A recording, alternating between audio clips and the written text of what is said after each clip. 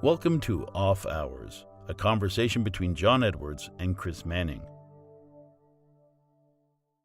Quick bit of follow-up from last episode. Between when that episode was recorded and now, I attended a conference here in the capital called Canucks, and one of the presenters at Canucks was Kevin Deavy, who runs a firm locally here in Ottawa, a design shop.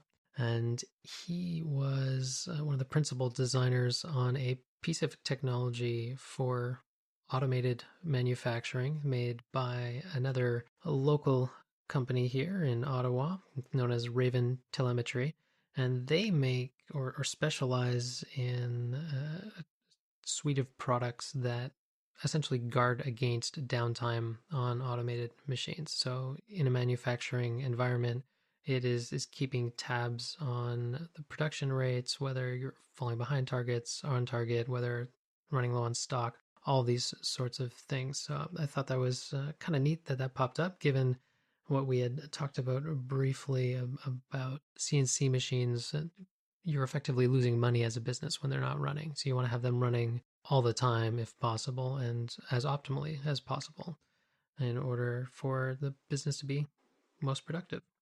Yeah, this kind of work is important, and it's interesting to see how it's expanded. In a previous life, when I was doing IT work, one of the products that I worked on was geared towards inventory management for large distributors of various things. In this case, most of them were electrical and plumbing suppliers, and the software would help figure out how much of any product it needed, the company needed on hand at any time, and was able to proactively order and things like that based on what was needed, and also kept track of what was actually on hand and whether you needed more of it, things like that. So this is just a sort of an extension of that kind of work, where it's sort of functioning in the manufacturing world, where it's a little bit different than just distribution, where you can just magically order stuff. In the case of manufacturing, of course, you can't just magically order stuff. You have to actually make the thing. So this is interesting to see the what people are doing, because of course this sort of ties in the computer world with the physical world and what's happening on a machining center. So this is a interesting piece of kit. I didn't realize that this was being developed here in the capital. Mm-hmm. Yeah, and similar to the auto crib we mentioned for inventory control at Lee Valley, and the way that helped keep things organized and flowing and boosted uptime and production.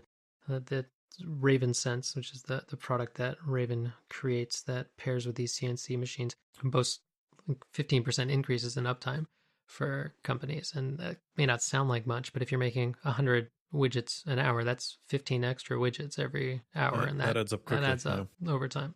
Mm-hmm.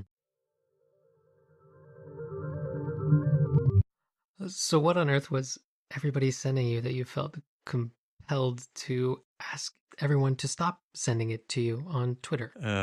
There's a few people out there who send me interesting things on a regular basis. You do, and Rich does, and so I'm always getting good links to things from the two of you. But for whatever reason, this week, everybody that I know, people who never send me things, decided to send me this particular link, and it's odd because this is for a pen that Richard Mill created, the RMS 5 pen that they created, and it was released sometime in 2016. So this is the reason why I was a little bit confused and frustrated this week, because I saw this pen watch. It's got a watch component in it that allows the pen mechanism to retract and extend. This thing is 2 years old. Of course, I saw it when it came out because everybody in the pen world was talking about it at the time. And for whatever reason, it hit the zeitgeist this week, and everybody who knows that I make pens and that I'm starting to get into watches decided that this was the thing to show me. And of course, it's interesting when it comes up once or twice, but when people who never send you links ever all of a sudden are sending you this, and it's 7 or 8 people who are sending it to you, you're like, yes, thank you, I've seen this. Anyways, it's an interesting pen. It's a little bit beyond most people's price range, I think. That's fair to say. I'd say so. A 6-figure pen is yeah. in the realm of the preposterous. Yeah, even for someone like myself who has 5-figure pens, that's a little bit crazy. So, anyways, we'll put a link in the show notes to this pen so you can see it in action. It is a fascinating mechanism. I would love to get my hands on one and tear it apart and see what he's doing. But at $105,000, I'm not going to be buying one of these pens anytime soon. And if I do, I am not going to be tearing it apart. So will we be expecting a similar mechanism from you at some point in the future? I can confidently say that I will never be making a mechanism like this for a pen. The $105,000 price tag, I understand exactly why they've done that. The amount of time and effort that must have gone into prototyping and designing this, it must have been astronomical.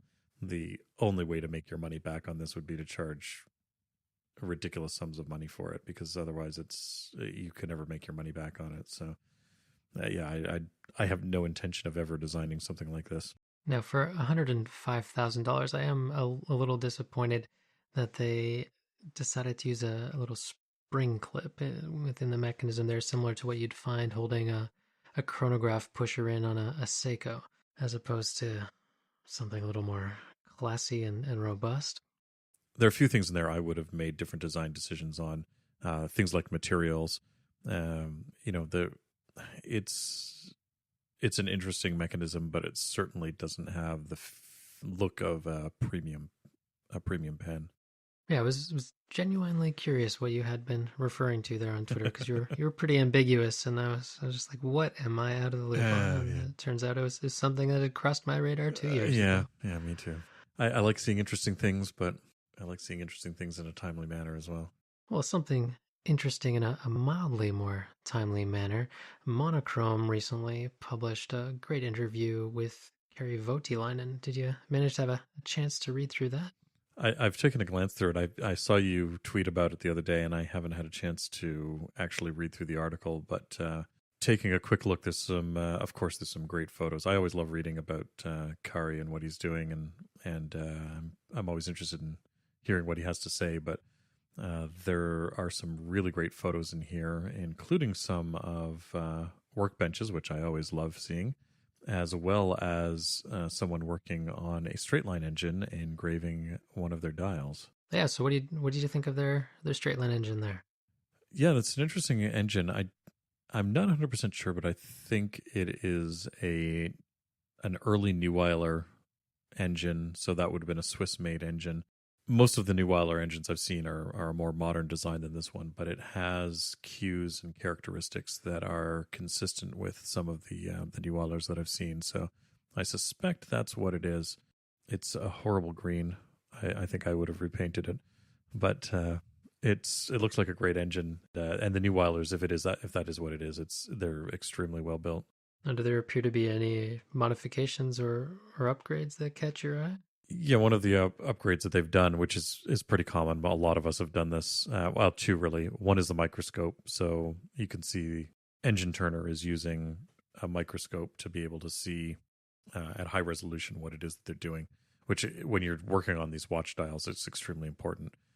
Sometimes you'll have, 10 or 15 cuts per millimeter, and you want to be able to see exactly what it is that you're doing. And you might have to go back and recut an area, so you need to be able to make sure your cutter is going into exactly where it was. So that's one of the common upgrades that people are doing, and one of the reasons why the engine turning that we're doing today is superior to the engine turning that was being done 100 years ago during Fabergé's time.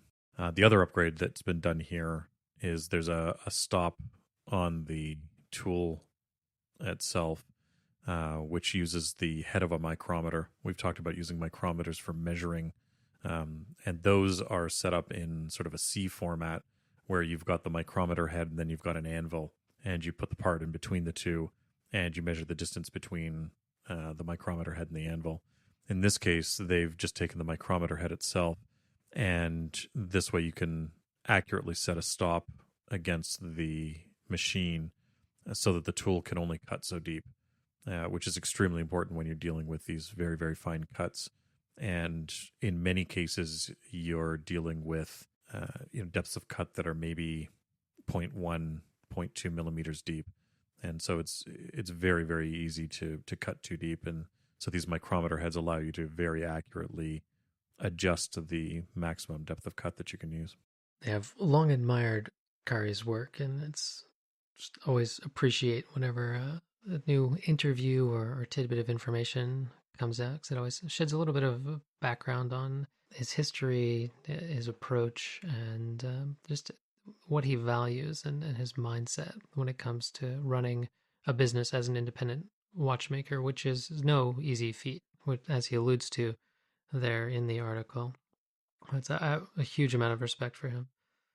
Yeah, it's always nice hearing from Kari. The other person I've been hearing a lot from recently is Peter Speak Marin. There have been a number of interviews with him lately, and as his project, the Naked Watchmaker project, has sort of gathered some steam, he's been doing a lot more press about it and doing a bunch of interviews. Some of them are there have been a few podcast ones where the audio has been pretty marginal, but Peter is another guy who always has interesting things to say about the industry and what people are doing. So if you ever see interviews with him, they're worthwhile reading. And from what I've gleaned from the things that Peter has shared, he seems to have suffered a little bit from the sort of pitfalls that Kari warns against in this particular interview. Now, another interesting independent watchmaker who recently took home a prize at the GPHG is Rexepi. And I worked my way through an article that was originally published in Albanian recently. And that was quite a piece to try and work through and understand, I suppose would be the correct way to frame it. Yeah. But I found that to be very enlightening as well, and just learning more about his background and the work and the sacrifice that he has poured into making it to where he has. And it can seem like an overnight success, but it really isn't. It's there's a lot of drudgery and ups and downs that come with being able to create these really works of art. And I know we both had nothing but high praise for the chronomètre contemporain that he debuted at SIHH earlier this year, and that recently took home the Men's Watch Prize at the GPHG, which is essentially the Academy Awards of watchmaking. Yeah, that was one of the watches that I was really impressed with this year. I love the design. I love the style of what they're doing on the outside, and then you start looking at the movement itself, and the movement is a masterpiece in and of itself. So I have a huge amount of respect for what he's doing with his watch brand and the style that they've created. It is truly one of the best balanced movements architecturally speaking that I've ever seen. Absolutely. And the finish is incredible as well. I remember seeing photos of one of the early prototypes of his pieces, and the prototype was nicer than most companies are doing on their finished work. It was just incredible, and he was apologizing for the poor finish quality on this movement because it was a prototype, and yet it far exceeded what most people were doing. Yeah, I couldn't agree more. Yeah, there were a few other watches in that that won awards this year around. I think some of them we've talked about before that we like. I know the Van Cleef and Arpels, the Ladies Planetarium. That was one that we mentioned earlier on in the year. That's an interesting design. I know it's a miniaturized version of the men's one that they did a few years ago. Anytime you add an astronomical complication to a watch, I'm always fascinated with it. I like the look of it and adding to it. The other one was the Nomos Tangent Neomatic.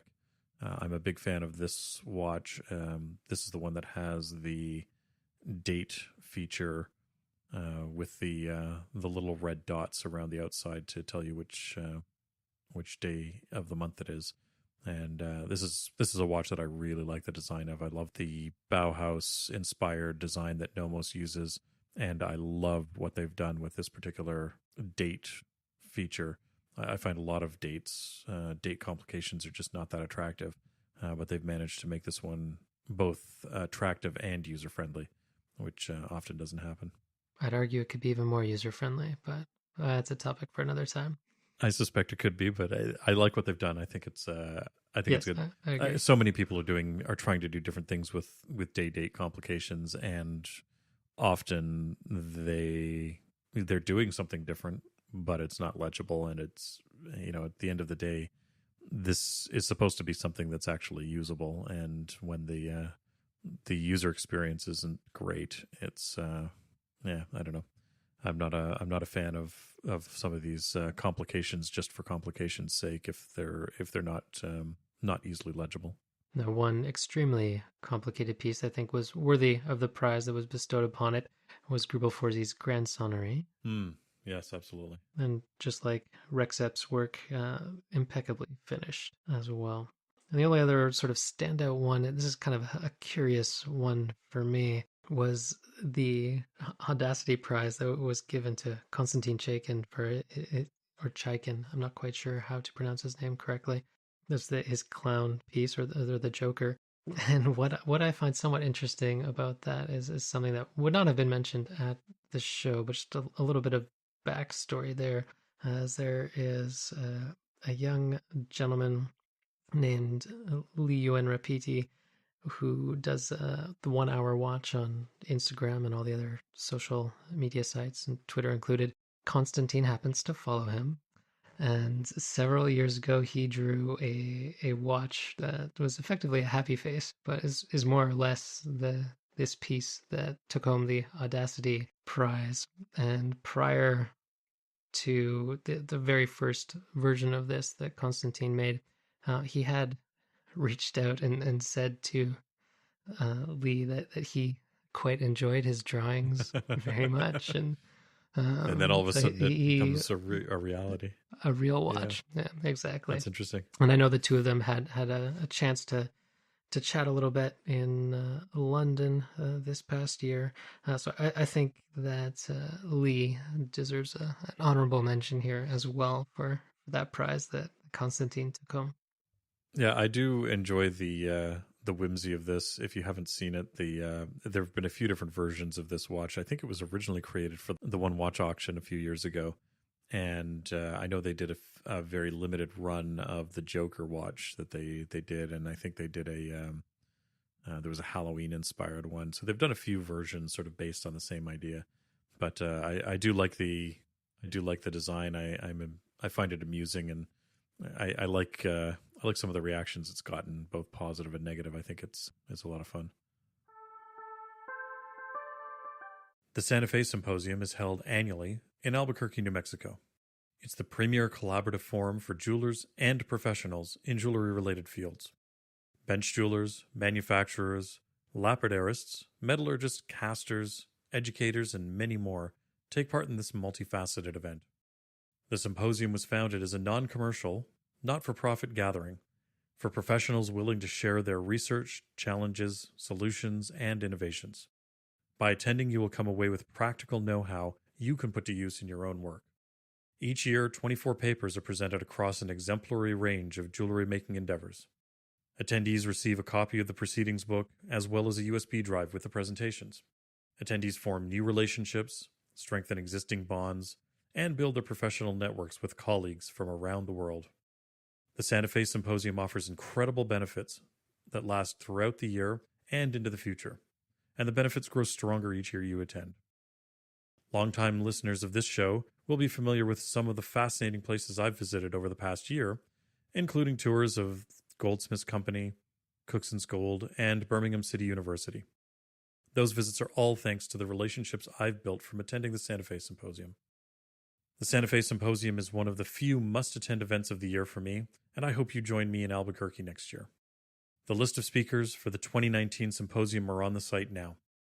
I'm looking forward to a number of papers, including Chris Plouffe and Phil Poirier talking about rose engines and ornamental lathes, as well as Callie Shevlin talking about enameling, and Frank Cooper talking about recreating a helm from the Staffordshire Hoard. Frank gave me a tour of the work he and his colleagues have done on this helm project, and you don't want to miss this paper. The 2019 Santa Fe Symposium will be held May 19th to the 22nd. Visit santafesymposium.org today for more information on the lineup of speakers and how to attend. Last episode, I highlighted the work of Anne-Marie Carey from Birmingham City University. This episode, I want to introduce you to the work of Anne Cahoon. As part of her day job as an instructor at the North Bennett Street School in Boston, Anne is exposed to plenty of discussion about the hows and whys of what we do as bench jewelers. It led her to writing 2 papers on various bench myths and to challenge some of the accepted wisdom that is passed on to each new generation of jeweler. Regardless of if you are an experienced bench jeweler or just getting started, her papers will give you insight into some of the fundamental techniques we rely on, such as sawing, filing, annealing, and soldering. You can find both of Anne's papers and explore hundreds more at santafesymposium.org.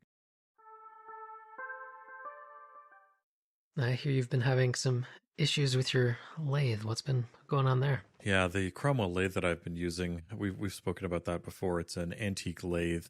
It was built in the late 40s in Britain, and it was sort of the Rolls-Royce of lathes, if you will. In fact, Rolls-Royce themselves used the lathes on the shop floor to manufacture engines and parts for engines. And it has an intriguing electrical setup in it. It's using a complex drive mechanism called a Ward-Leonard drive system. It was invented in the late 1800s, and it allows variable speed control without the loss of torque, which is extremely difficult to do before you get into sort of modern electronics and modern electricity. Nowadays, with high-end equipment, we tend to use 3-phase power to create a setup where you can do speed control easily. With single-phase power, you can use a particular digital setup that allows you to do speed control. But back 100 years ago, or when this lathe was made sort of 70 years ago, the options for variable speed were not very great. So most lathes at the time used different pulleys to control the speed. And so you would have, let's say 5 different settings and then back gears. So you might have 10 different speed settings that you could use. This it's a fascinating system, and it is intriguing the way that it works. However, the downside of it is that the wiring in it is unbelievably complicated. It's a bit of a mess to follow what's going on and what's happening. There are in fact 3 different motors inside of the lathe. There's an AC motor that's hooked up to the mains, and when you power on the machine, it spins up, and it is directly connected to a DC motor. So it's spinning a DC motor, and when you spin a DC motor, it turns into a generator. And that generator is then supplying DC power to a third motor, a DC motor, which is what's hooked up to the spindle. Anyways, the long and short of it is that the generator is spinning up just fine, or I should say the mains motor is spinning up just fine and spinning the generator. But I wasn't getting any power into my drive motor, and I'm not sure if it's a problem somewhere along the chain that is, just meaning that it isn't the correct power getting to the drive motor, or if the drive motor itself is dead, because the drive motor and the generator are both original motors to that lathe. The mains motor isn't. It was replaced when the lathe was shipped over here to Canada. This particular one started its life here in Canada in the NRC labs here in Ottawa. And they put a motor that was set up for our power. And so it's a regular single-phase 220 motor in there. The other motors are original to the lathe, and something along the line has died. So I've needed to come up with a solution to repair that. And after spending a couple of hours sort of troubleshooting it to see if I could figure out what's going on, I decided to remove the original drive motor and replace it with a more modern motor. I'm in the process of mounting a modern 220 3-phase motor to it, and I'm then hooking it up to a digital variable frequency drive that will allow me to control the speed through a little box that's on my lathe. So I'm keeping all the original components in case whomever gets it afterwards wants to troubleshoot it and get it back into running as it was originally. But right now I'm using it as a production lathe, and I can't afford to spend hours trying to troubleshoot this lathe every time something goes wrong with it. So in the original setup, was it the three-phase motor or the AC motor that was where the speed was controlled from, or are you adding an additional frequency control on top of the speed control that would basically control the speed of the final DC motor that's turning the spindle?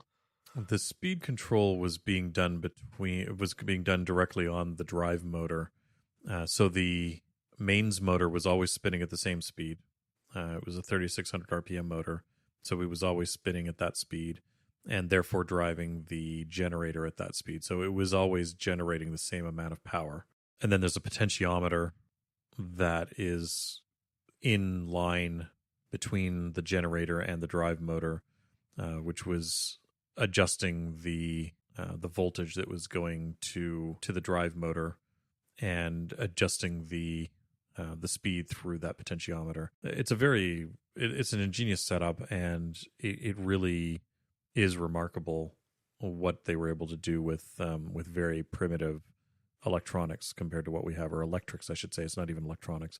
There's certainly nothing electronic in this. It's it predates all of that. So I think the first Ward Leonard drive system was used for a World's Fair. It was being used to power the motors for the moving sidewalks in the World's Fair to move people around, and so they could adjust the speed of it and not lose power or not lose torque in the motor.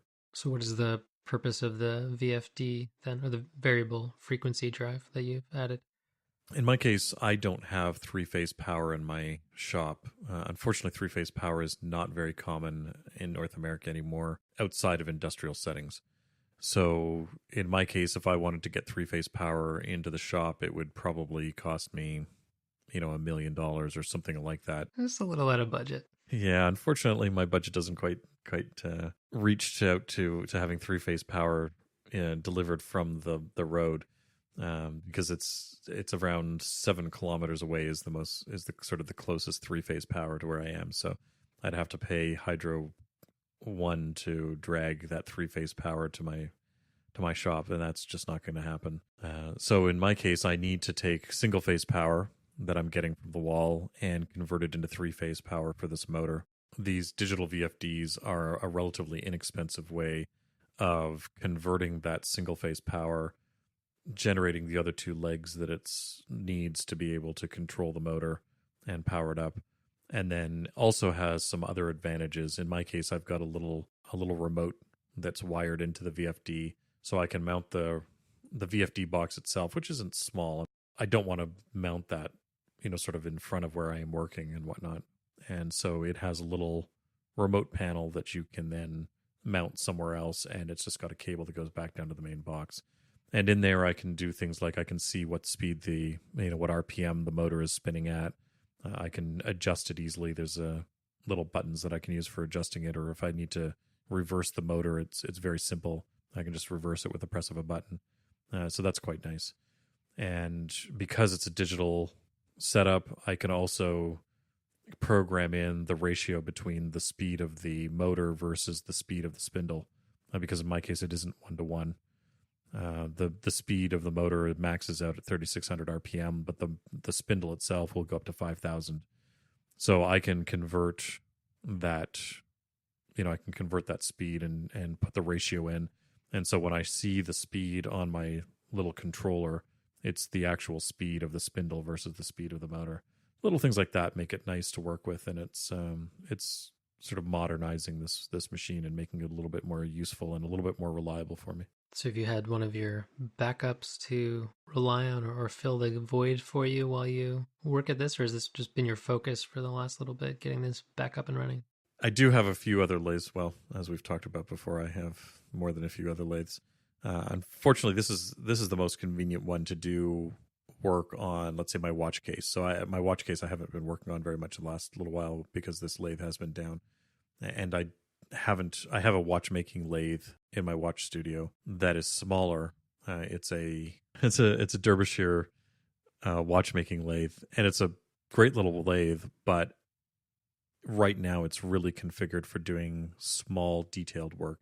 So I have tiny collets that are designed for doing detailed work on, let's say, a staff or something like that.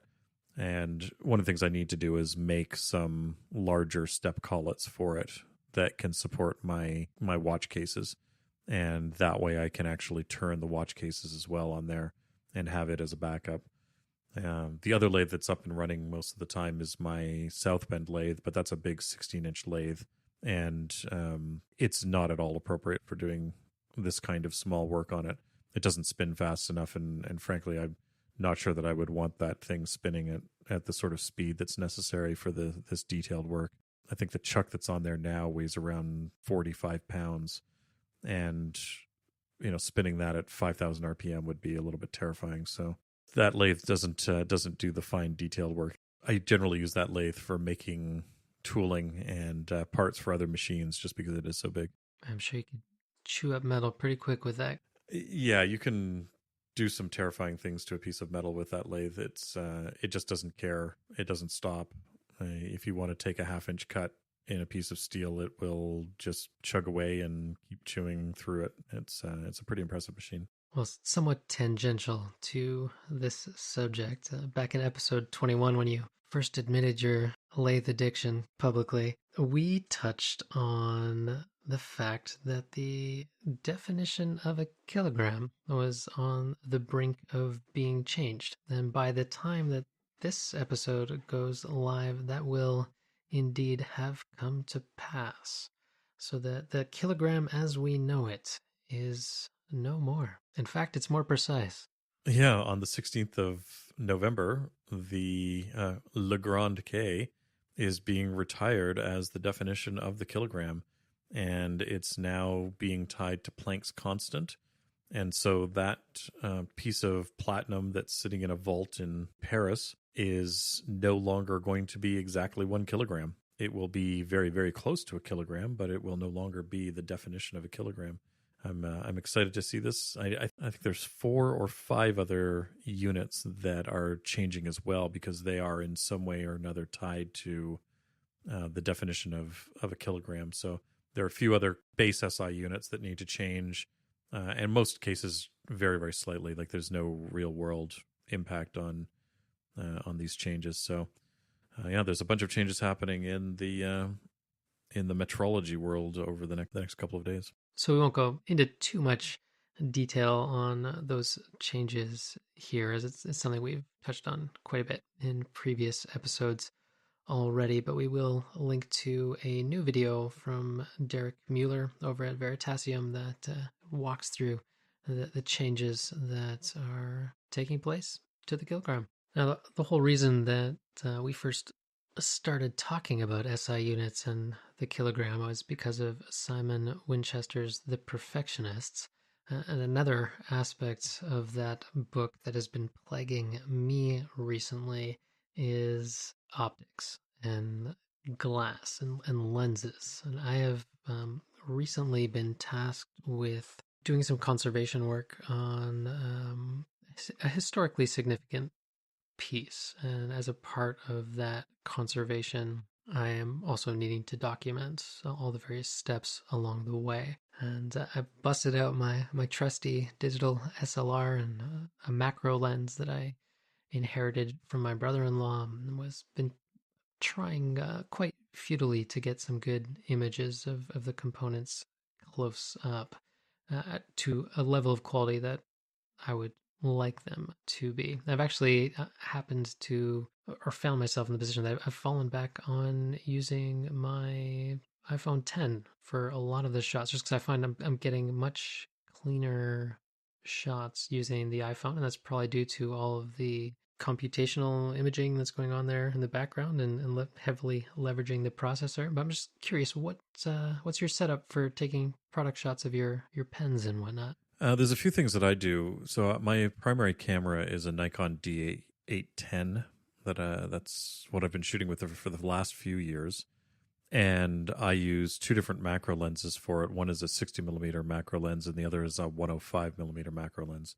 Those have done very well for me over the last couple of years. One of the key things that I do when I'm taking product photos is that I use a technique called focus stacking. it's a technique that allows me to take multiple photos at different focus points and then combine them so that all of the out of focus parts get deleted and only the in focus parts are kept. And it allows me to photograph large things and keep everything in focus, which would be challenging to do with the setup that I've got otherwise. That's been my primary setup for doing photography. I know a number of people have been using their iPhones for shooting detailed watch photos. I know one of the popular setups right now is using the loop system. It's a large jeweler's loop or watchmaker's loop that's been designed for looking at watches in detail and being able to get a lot of great light through it and a lot of really great images out of it. And they've also made a case that allows you to snap one of these loops onto the back of your iPhone. And I've seen some amazing photos and videos coming out of that. Yeah, I have a small macro lens that I often use with my phone that I've had for years and years. Not quite as fancy as the loop system, but it does the job quite well. The issue that I've run into with the macro lens that I have is like a halo effect. Because focus stacking is something I've done before and I am familiar with and got workflows in Photoshop to be able to do that. And Affinity Photo for the iPad, which we've mentioned in the past, actually makes it really simple as well to do focus stacking. And like at that price point, too, it's a no-brainer to pick that app up. So that's all great, but I'm guessing it's some issue somewhere in the lens, or maybe something's just not clean. I don't know what's transpired, but I get like almost a hazy blue halo over some of the shinier parts. Yeah, I think what you're probably getting is chromatic aberration. And this is a problem with lower quality lenses in particular, where you end up with a bit of a fringe in different colors depending on how it's sort of presents itself. I know certainly lower quality lenses for digital SLRs, you'll see that a lot in low quality cameras and cheap cell phones. You'll see the chromatic aberration. Sometimes it's sort of a purplish pink hue that you get around things. Sometimes it's blue, green. So I suspect you may be getting some chromatic aberration, and that's coming from the lens and probably the low quality of it. You may not have noticed it before now, just because the cameras in these iPhones have gotten so good that you may have sort of exceeded the optical limits of the lens that you've got. Mm-hmm. Yeah, that's exactly what I figured the issue at play is, because it's a lens that's probably 35, 40 years old. Right. Yes, I've thought about using my newer 50 millimeter lens with a tube in between it and the camera body to turn it into a macro lens. But I then lose out on any sort of auto focusing and whatnot. So a little more manual work on my end, but it would be necessary anyway to do the focus stacking. But one little trick too that helps there is something that's simply called the lens twist trick. So opening the aperture wide up and then twisting away from the camera body so that the aperture is left wide open. And that's something you can do when, say, taking time lapse of photos, so it prevents any sort of flickering that could occur there. But then removing it from the camera body and tossing some tubes in the middle. So I may try that approach, but I'm actually pretty satisfied with what I've been able to pull off with the iPhone. And the client that I'm doing this for is actually more than impressed with what I've been able to do with the iPhone. I ideally would like to have the slightly higher resolution that I can pull from the SLR. But the iPhone is doing the trick, and it is possible to shoot RAW on the iPhone now too using third-party apps. So absolutely, certainly, it's impressive what these little cameras can pull off. Obviously, not as great as true high-grade professional gear and what that might be able to do, but to think that this is a complete camera and lens, multi-lens system that is mere millimeters thick is mind-boggling. Yeah, and as we've mentioned before, I've stopped carrying my DSLR a lot of times unless I know that I want to shoot some specific photos that, on a holiday or something like that. I'm often leaving my DSLR at home because the iPhone has just gotten so good. Now, the other option that I've got available to me here, if the macro lens can't handle the magnification that I need, my microscope also has an option to mount a camera onto it. It's a trinocular microscope, and the third tube allows me to mount I think it's a C-mount lens. So there's an adapter out there that I can mount my Nikon camera onto it, and the microscope effectively becomes the camera lens for my camera. So that allows me to shoot still and video through that, and I can get anywhere. In my case, I can get anywhere from 7 to 45x magnification out of it, just by adding my camera to the top of my microscope. And you recently relaunched your YouTube channel. Well, I'm starting to. It's I'm starting to try and get some content, some new content up there. There's a single video up there that's been there for 3 years now, I guess, my mechanical apprentice video, and I'm nearly finished editing the video that I'm making from my Santa Fe Symposium talk earlier in the year. I recorded the audio while I was giving the talk, and I'm inserting the slides as well as the video from the talk into a video. It's going to be probably 45 or 50 minutes long, but for those who want to go back and see my Santa Fe talk, that hopefully will be up in the next week or so and visible. But yeah, on top of that, I'm also starting to work towards recording and filming the things that I do in the shop. So all of the things that I do, not just watch related things, but also some of the machining that I do and the jewelry work that I do. So that's going to be a focus of the next few months in particular, is trying to get some new videos put up and recorded for that. So you picked up any new gear to be filming all this footage this past year? I've been struggling a little bit because I've been using my D810 to shoot video with, and Nikon is never given a lot of control over what's going on the video side. Their video setup is not very good. I know there was a huge revolution thanks to the Canon 5D Mark II a few years ago, probably more than a few years ago at this point, and it was sort of the first digital SLR that had decent video capabilities in it. And unfortunately, while Nikon has sort of followed suit to some degree and you can record video on it, it's not an ideal setup for it. So I've been trying to decide if I wanted to continue pursuing using a digital SLR for it or not. One of the other limits of my D810 is that it records in 1080p, and I wanted to start filming everything in 4K so that I can sort of start from a higher quality video than what most people are doing. So in my case, I'm now starting to look at the brand new Blackmagic Pocket Cinema Camera 4K. That name is horrible. Companies, you need to start thinking of better. But the camera is incredible. The camera is incredible, but the name is horrible. Your marketing departments really need to come up with better names for these things. The Blackmagic camera is a remarkable camera. It's relatively inexpensive as these things go. In fact, I had looked at getting a D850 from Nikon because it does 4K video, and this Blackmagic 4K pocket camera, it's less than half the price of buying a new D850, and frankly is significantly better at filming. That's all that it's geared for. It's designed specifically for that. The ergonomics are designed for it.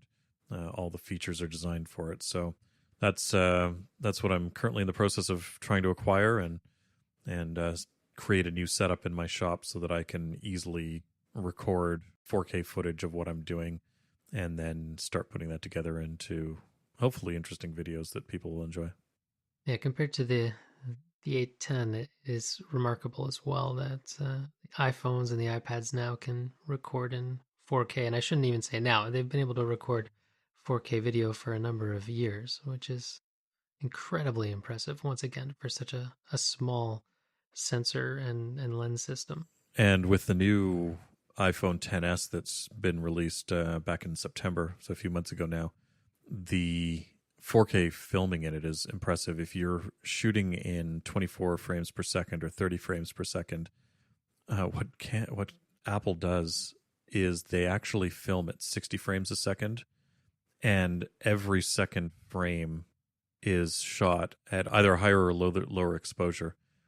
and they can then create a high dynamic range video out of it, which is impressive. The fact that they're able to do this on the fly, they've got enough computing power to be able to basically film twice as many frames as you actually need, and then stick them together in a way that you get a better dynamic range.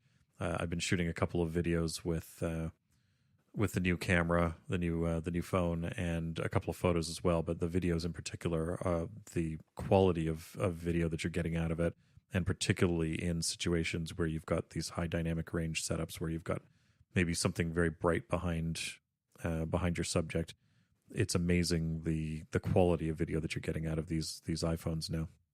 So the iPhone is going to be probably the backup camera to the Blackmagic camera in terms of getting some shots, because there are times where just having a small portable camera like that is actually convenient and can get better shots than what the larger camera can do.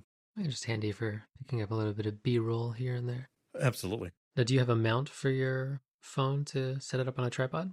I do have a mount. I have a Glyph mount. This was a Kickstarter project that came out a few years ago, and they've released a couple of different versions of it. I have the most recent one that I use with my phone, and it's great. It's got a 1/4-20 threaded hole on it so that it's easy to mount on various things. So I can put it on a tripod or a monopod or something like that. I also use the Magic Arms from Manfrotto, which is a great articulated arm that's very easy to lock in place. So I can use that for putting my cameras exactly where I need. And then I've also used the gimbal from DJI, the Osmo Mobile, for mounting my camera in, or I should say for mounting my phone in. And that allows me to get some very good footage while I'm moving without it bumping around and looking really awkward. So yeah, there's a few options out there for mounting the phone and getting a good stable shot out of it and turning it into a very professional looking image. So it's certainly a lot of flexibility with it. Do you use Osmo's app then when you use the gimbal, or do you film in just the regular Apple camera or a different app altogether?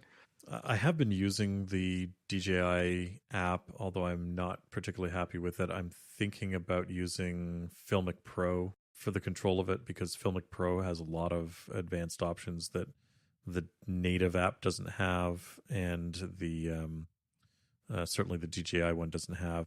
But the problem is the only app at this point, I believe, that's doing the HDR video through the multiple frame exposure thing is the actual native Apple video app. So that sort of keeps me going back to that app, just because it's right now it's computationally it's the most advanced of the apps that's available to me on the phone.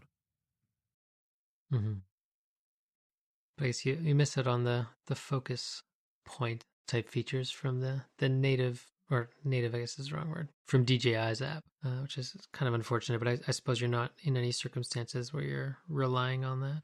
No, those features are pretty neat, and they're certainly useful. It has a subject tracking feature, so you can click on or surround an object, like let's say somebody's head, and the gimbal will automatically track that person so that they always stay in frame. And when that's set up properly, it's amazing how well it works. Mm-hmm. But I'm not in a situation really where I'm using that kind of feature, so that's less of a concern for me. I found it a little clunky trying to use the gimbal with just the regular camera app, but it certainly makes the video far more stable. But it is a little trickier for tracking along with a subject if you're doing something particularly active.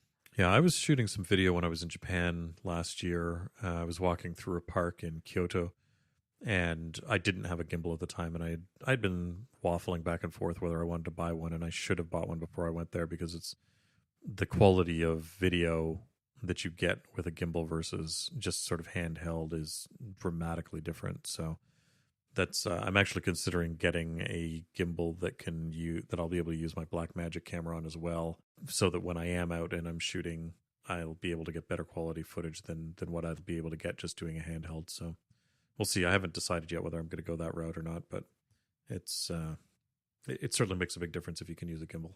In a few more years, maybe you'll have half a dozen drones in your workshop following you around too. I'm not sure that I could deal with the noise that they put out. I find drones fascinating, but the noise that comes out of them is ridiculous. So you've picked up the 10s. Have you picked up the Series 4 Apple Watch as well? Or are you holding off on that one? No, I haven't picked that up yet. I think I'm going to get one. I think I am actually going to get one of the aluminum ones. I was worried before about destroying the watch in the shop, and I think I've just got to get over it, because if I get the aluminum one, the sport one, I can basically destroy that thing once a year and replace it every year and still spend less money than what I was going to on the stainless steel version. And the price is appreciably more here in Canada than it is down stateside. Oh yeah, absolutely. So yeah, so I think I'm going to get the Series 4, get the LTE in it, and that'll also help me sort of unplug from my phone a little bit. And what do you think of the new iPads? The new iPads are impressive, and I am looking forward to getting one. Yes, I will be definitely getting one. I like what they've done with the redesign.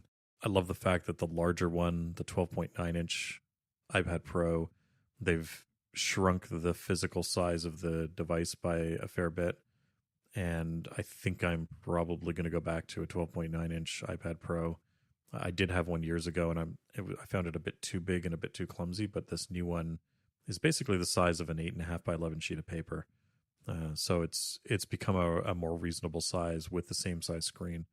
So I think I'm going to do that. I'm a little disappointed that the old pencil isn't compatible with the new one. However, I am very impressed with what they've done with the new pencil in terms of the redesign. So, I'm going to get a new pencil, because I do use mine enough that I'll need that. But yeah, the new iPad Pros, I love the design, especially the exterior design.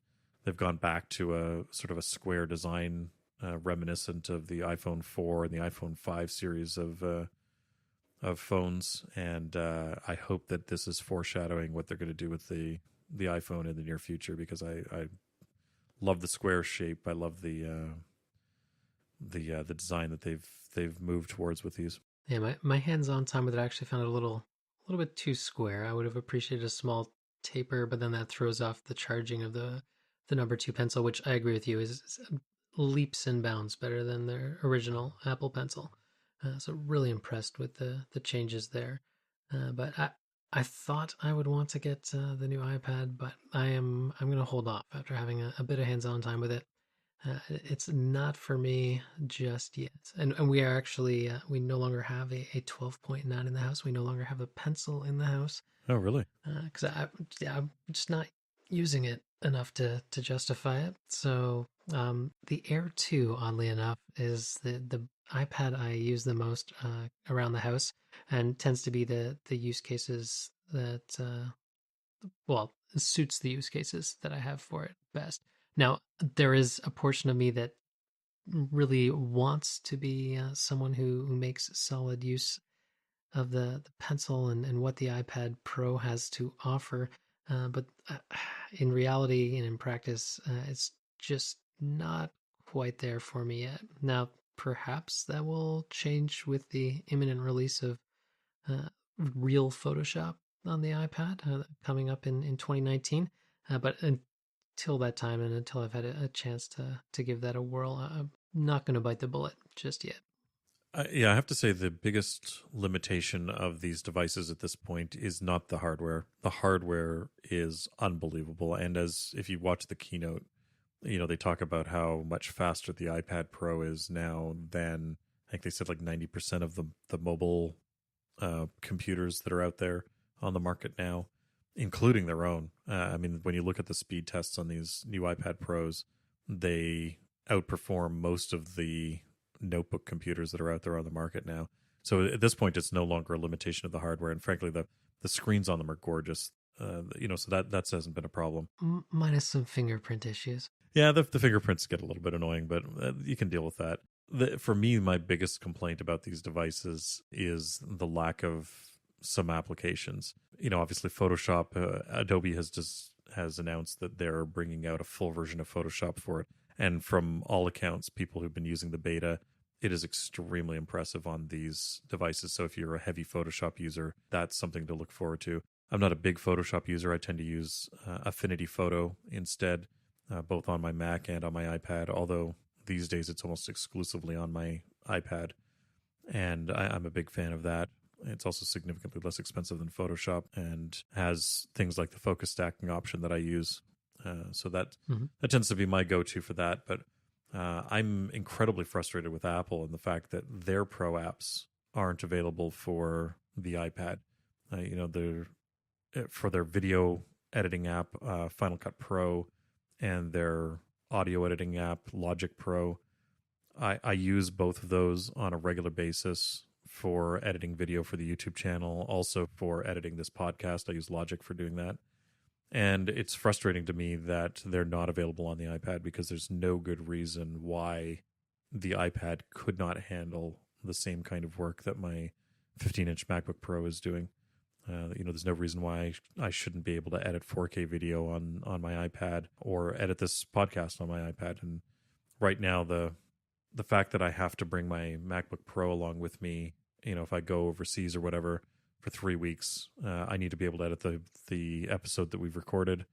And the fact that I have to bring my MacBook Pro along to do that is incredibly frustrating. So I don't know if you saw the MKBHD video recently with the magnetic film that he ran over the back of the iPad. Yeah.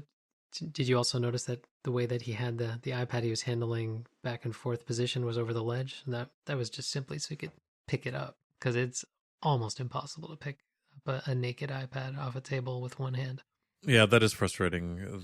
When you have the square sides on a device that large. I can palm the 10.5 inch one and pick it up one handed just by palming it, but the 12.9 I can't do that. So even with the reduced size that it has now, so that'll be a little bit frustrating. But I'm a fan of the new design.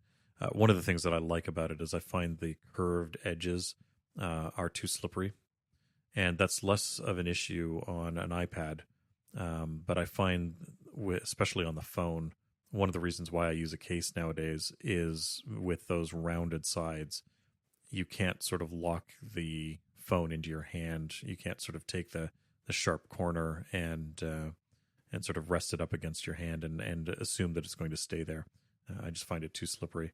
So that's why I'm hoping that design language comes back to the phone and we start seeing a square shape and a sort of a more square design. Yeah, that little bit of grip that an edge like that gives you is one of the other nice features of the profile on the Microsoft Surface tablets.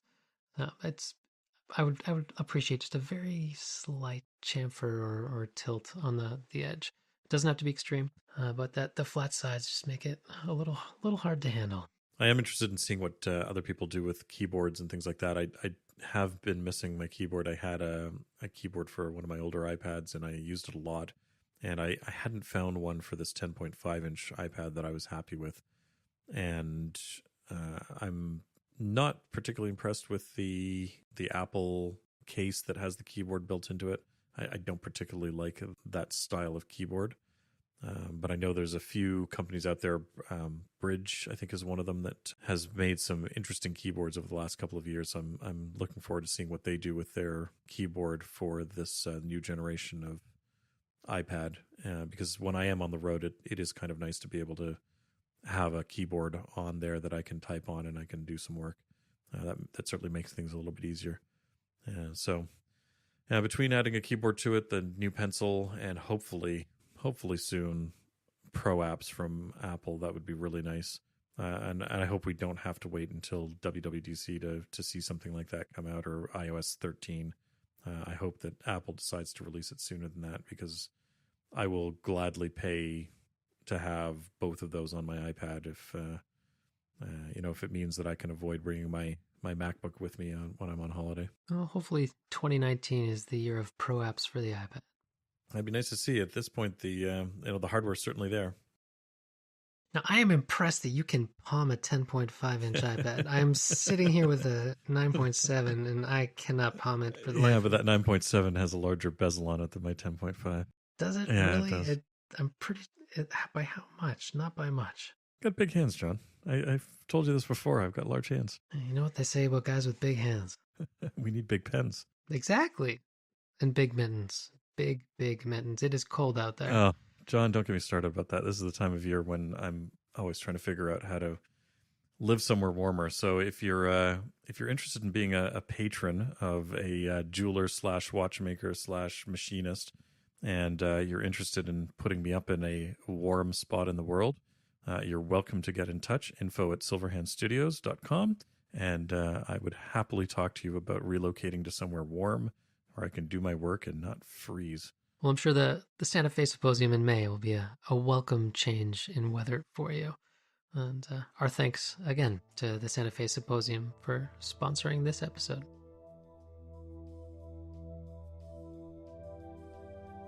Thanks for listening to Off Hours. You can find detailed show notes at offhours.show. If you'd like to keep up to date with the show, follow us on Twitter @offhours. John can be found on Twitter @UnderTheLoop, and Chris can be found on Twitter and Instagram @silver_hand.